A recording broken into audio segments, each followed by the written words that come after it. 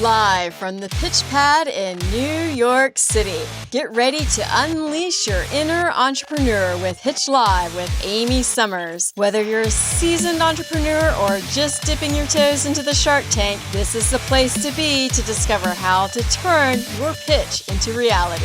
Fasten your seatbelts, pitch stars, because the spotlight is on you and we are about to make success happen. Get ready for Pitch Live in 3, 2, 1. Welcome to Pitch Live. I'm your host, Amy Summers, founder and president of Pitch Publicity and Vox. I'm also a hardworking entrepreneur who is passionate about helping you reach success in any area of your life. And I know that is possible after decades of experience in perfecting the pitch and enhancing communication skills, which is why I'm here today and joined by Jacob McLean, who is a former and forever pitch star, having completed our internship mentorship program at Pitch Publicity in 2021.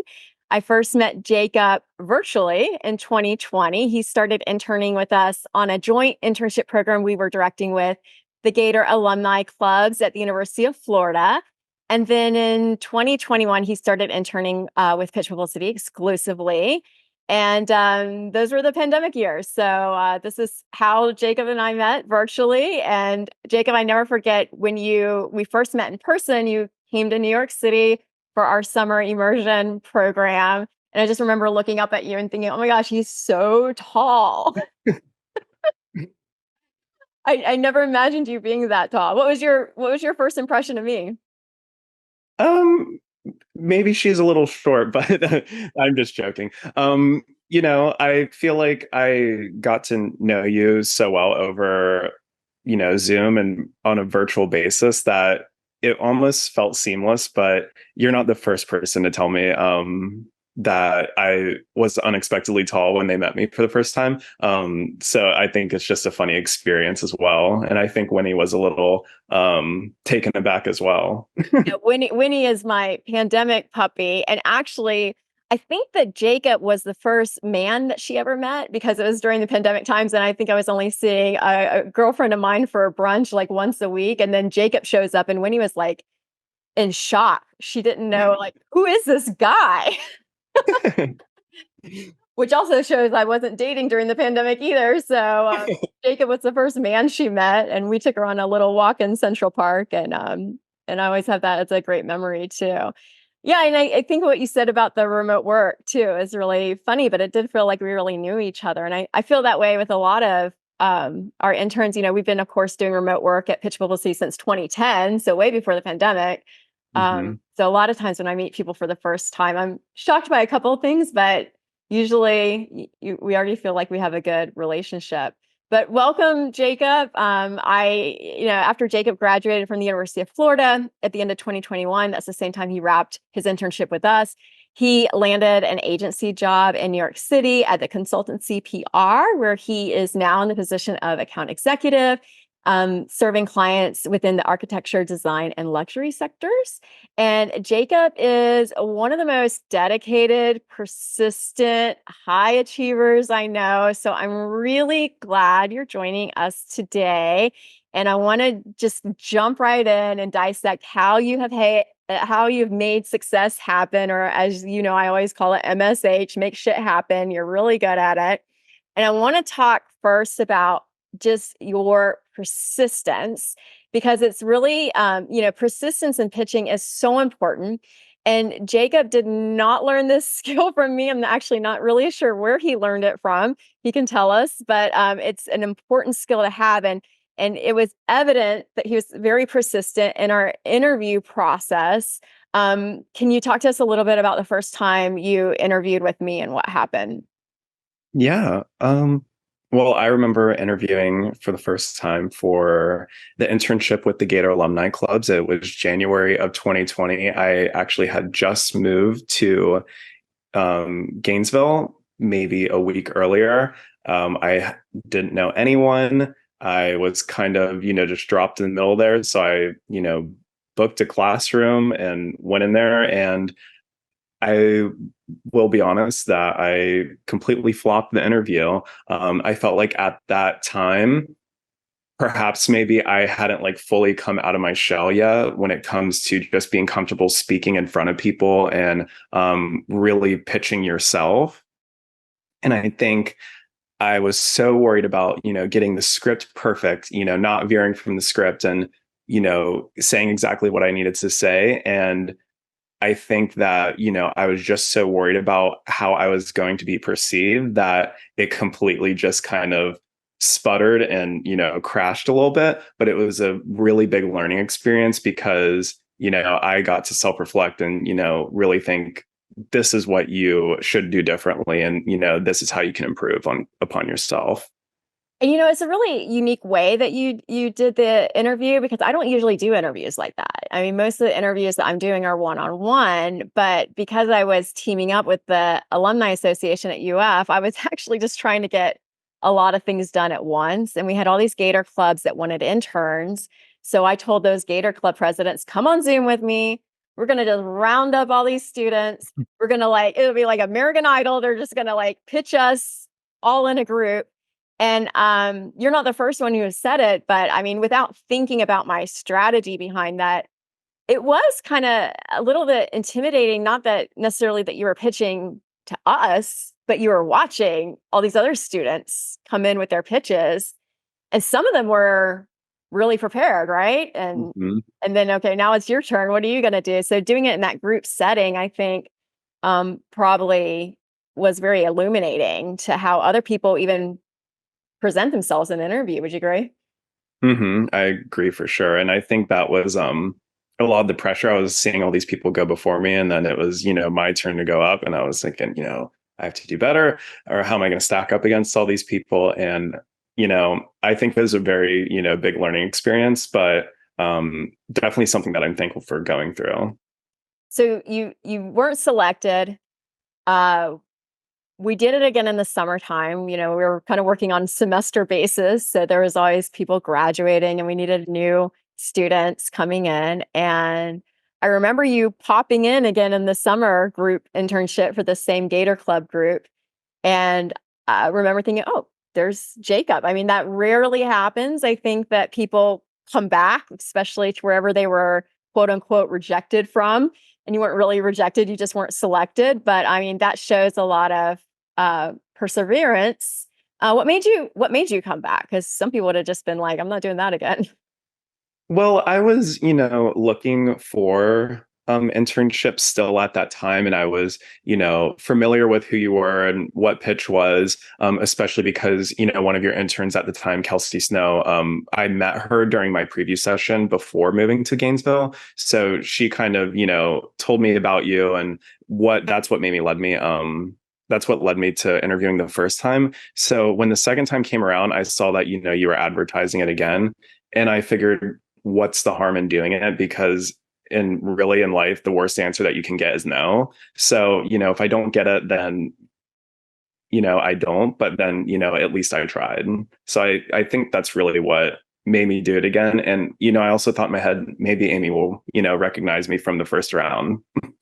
No, that's a good point too. A lot of people don't go back because they do, whenever you're not selected for something, it's always a little bit of a personal blow, even though it shouldn't.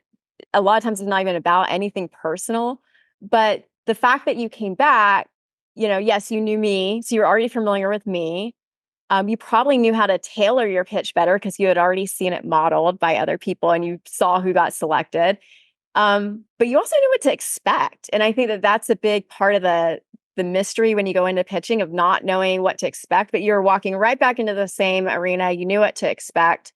I mean, I can think of many times in my career where I was not selected for something, but I applied again anyway, because, well, at least now I knew what the format was. And, and then you were highly selected on the next one. Primarily, I remember having the meeting with the club presidents, and they were like, we're just so impressed that he came back. We have to pick him. So I think that's and being familiar with the process, it kind of gave me a little bit of a confidence boost, because it felt like, I knew what was going on. So maybe I have a little bit of a leg up. And I think just all the lessons that I learned from the time prior of, don't stick to the script, just, get, have your key points and just get into a flow. I think that really helped me.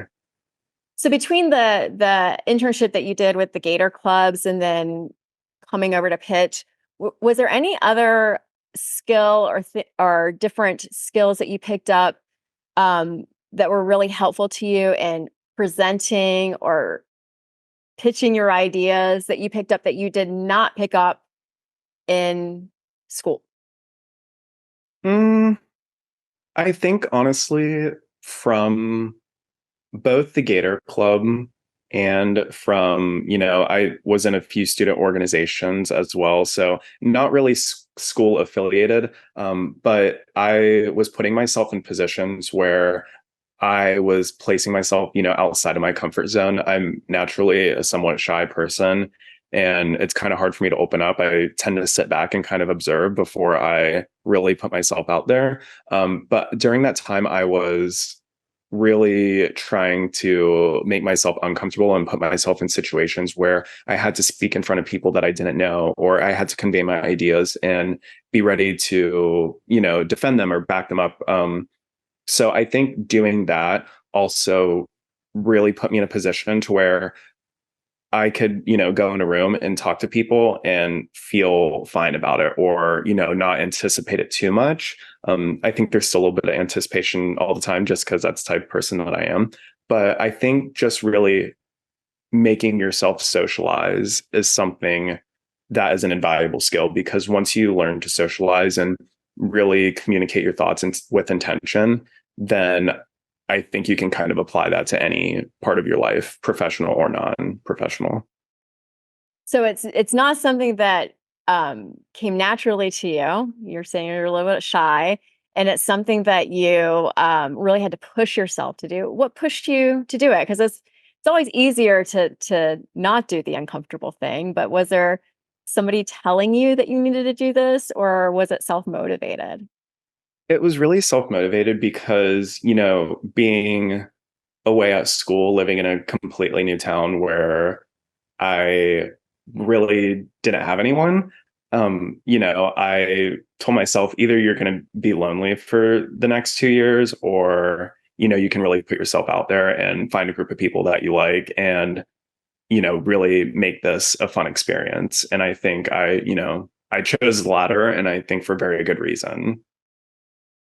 Now that you're into your career, in what ways are you using the skill of pitching in your day-to-day career?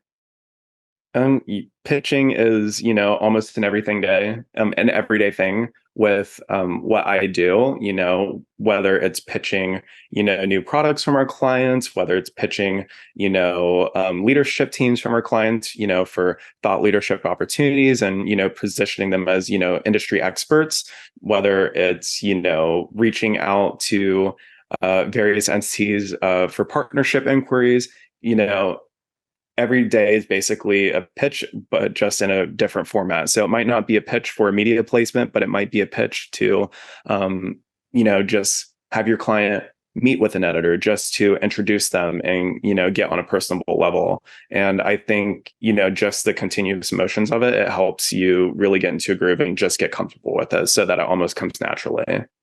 Is there a pitching example you can give us where you use persistence in your pitching that really paid off? Um, Recently, we had a client do a rebrand. So we were holding an event for it in New York City. And, we really wanted to fill the room with interesting people from the industry, whether they're influential tastemakers, whether they're influential editors from, top tier publications. We really wanted to fill the room with that. So, it was just beating the pavement, reaching out to everyone that we could and, continuously following up, just making sure that they see your name in their inbox. Just, and with that continued follow up, I think we really succeeded in an event where the client was happy and that we were happy as well. That follow-up is so key. Hmm.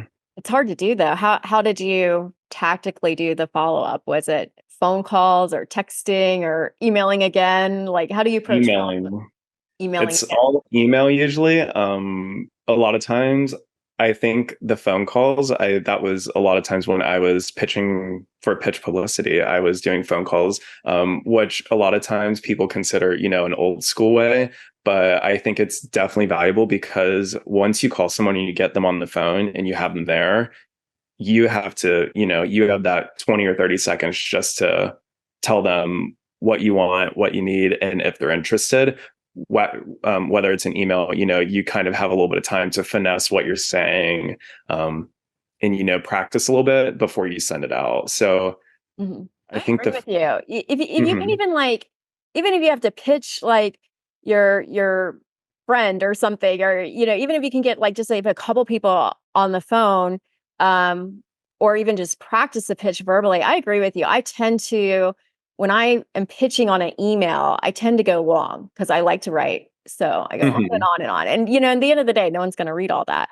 But when you have to succinctly get your pitch down to like under a minute, and then hear the response of the other person on the other end, either whether it's crickets or whatever it is, I think it really helps you shape your pitch. And when I've done it that way, I will go back to my written pitch and go, okay, this is way too long or this is too boring. Have you had the same experience?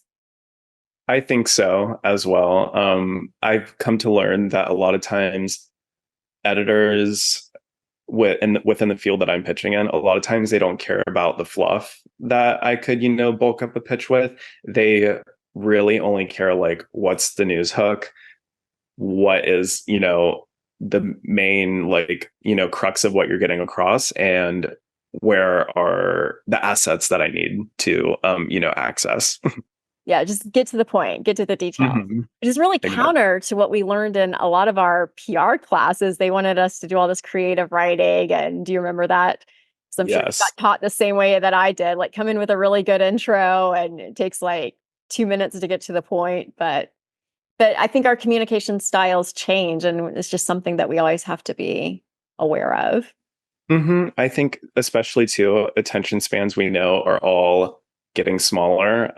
So I think it's just really getting something into a little soundbite or, just a little chunk of information that people can digest easily. Now, I want to talk about remote work. We talked about it briefly at the beginning, but you were one of those students that came through during a very interesting time of the pandemic and really learned how to work and do school remotely, not because you wanted to, because you had to, essentially. And of course, at Pitch Publicity, we've been remote for, 10 years before the pandemic. So we were already doing it. I know that with your job in New York now that you have experienced both. So you've kind of had a hybrid experience where you go in office and you've done remote. And I know a lot of people that intern with me now, they're always contemplating what type of role that they want. This wasn't something we even thought about before. I mean, it was always that you're going to go to an office, but now it's like, do I want a remote job or do I want to be hybrid or do I want to be in an office? In your experience, when it comes to really we of course we always talk about the benefits of remote. You're on your own schedule and your own time and you can go to the grocery store in the middle of the day and come back and it's fine. But when it comes to really getting your bosses or managers attention, do you think it's harder to be in a remote setting than in the office?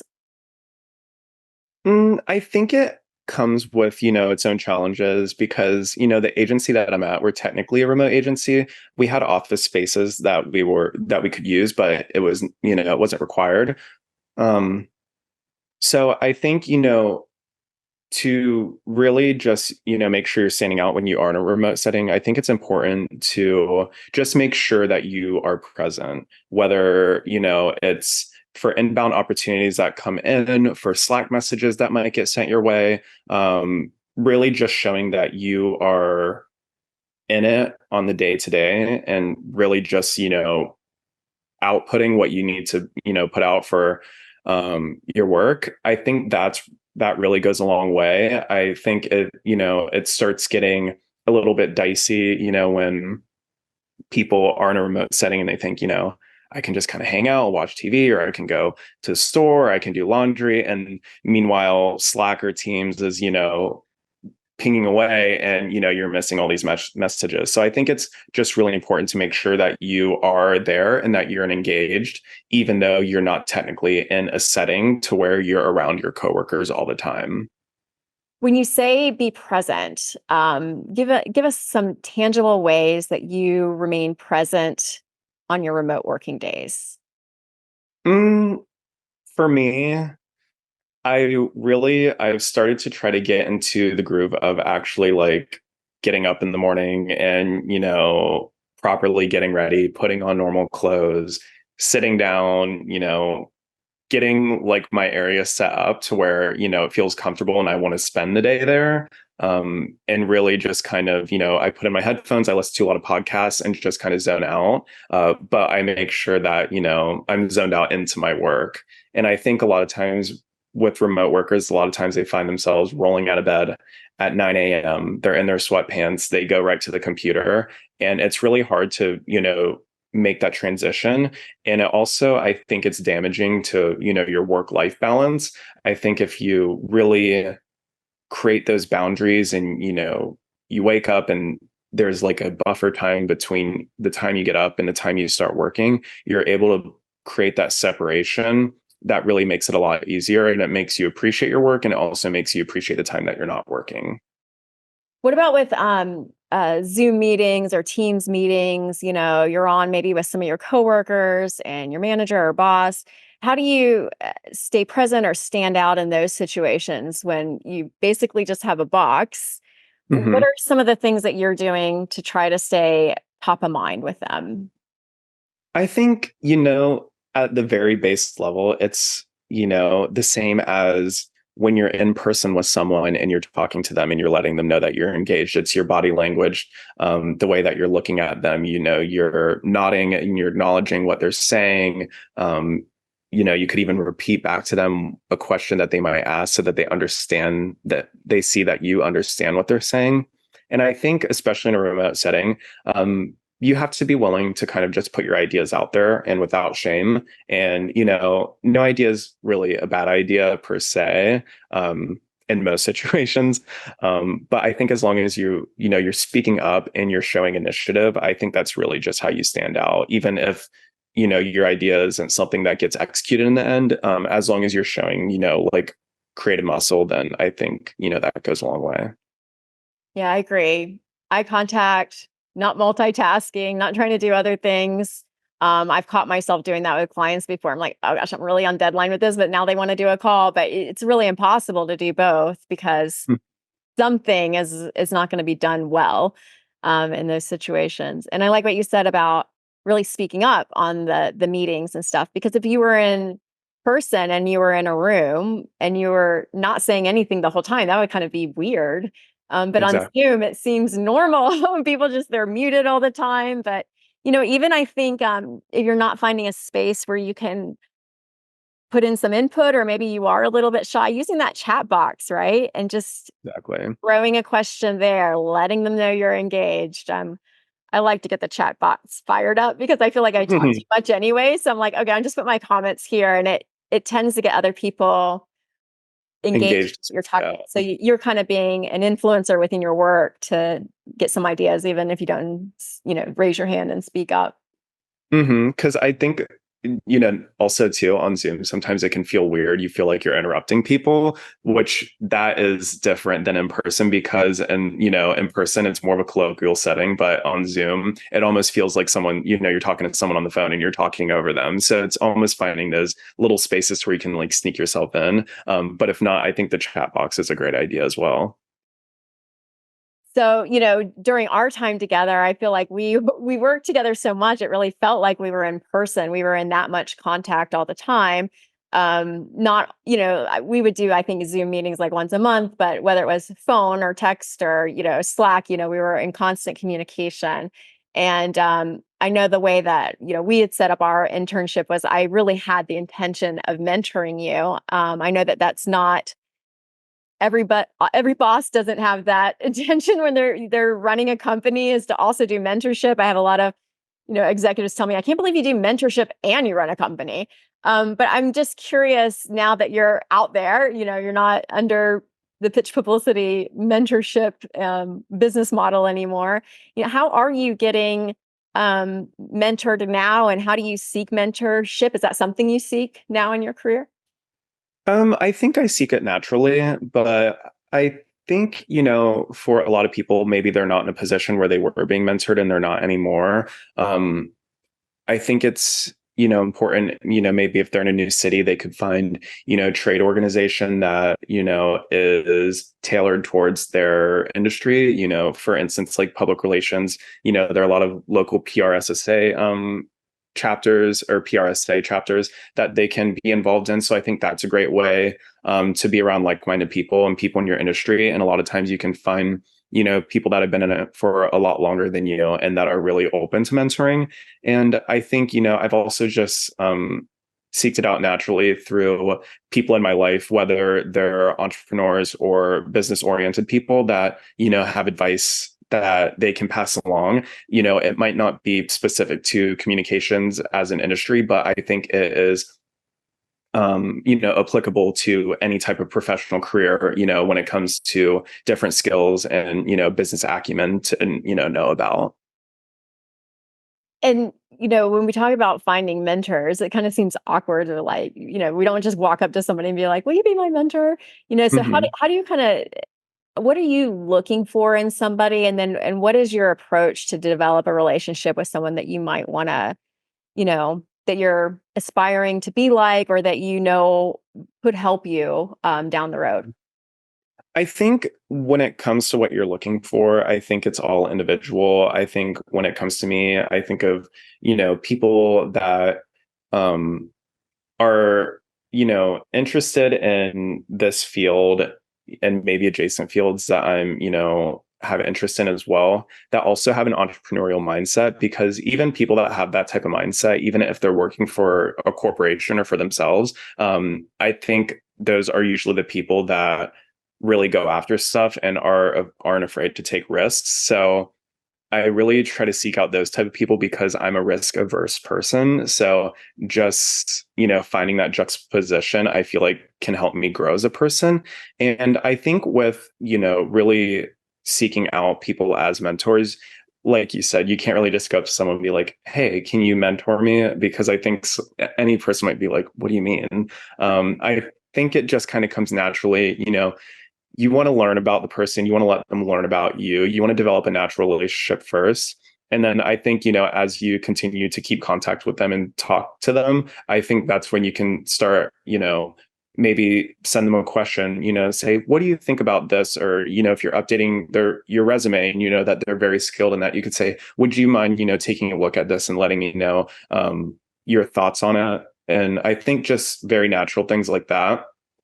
Um, can really just kind of develop that mentor-mentee relationship. But I think also it's important that when you're going to someone like that, you're not always going to them with an ask. It could just be, I saw this article and it made me think of you, or, you're just seeing how they're doing at a certain time throughout the year. You're sending them, a happy holiday message when it's around that time of year, or when it's their birthday, you send them a nice message. So I think it's important to just keep the relationship natural and not just you wanting something from them. Yeah, I like that you bring that up. You're actually really good at that. You will text me when you get a raise, or you'll tell me like what's happening, even when you don't need something. And it just helps me feel like I'm still connected in your life and career. And I think that's a really important point, because mentors are people too. So we want to be valued for who we are, not just the advice that we give. So that's a really good point that you make. Even liking something they posted on LinkedIn, or just kind of showing them that you're still in their atmosphere of influence, and you want to be, you want to stay in that sphere of influence with them. And then another thing that you said that I think is really key, that I don't want to let us pass by too quickly, is that you said you seek out people in other industries. And I think that that's really important, whether or not you are planning on going into another industry. So if there's another industry that is of particular interest to you, like let's say it's fashion or sports or technology, just starting to make some contacts in other industries, because you never know. whenever you do want to make a leap or change industries, now you know somebody in that industry. And I think that that can be the hardest thing to changing industries sometimes, is not having a diverse enough portfolio and kind of your networking, mentorship landscape. But even if you never decide to switch industries, there's so much you can learn from somebody in finance or something totally different than you that I think will just help the way you think about the way you're approaching your job.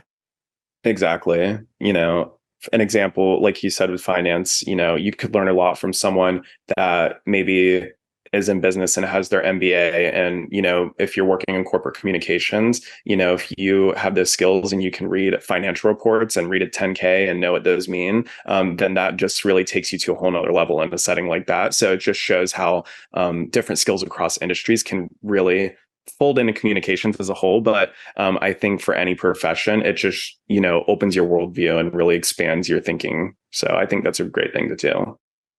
Well, Jacob, thank you so much for joining us today. I know that you have inspired so many people in your career journey that know you, and you definitely are an inspiration to me. I have fully enjoyed being part of your journey and being one of your many mentors I know that you will have in your career.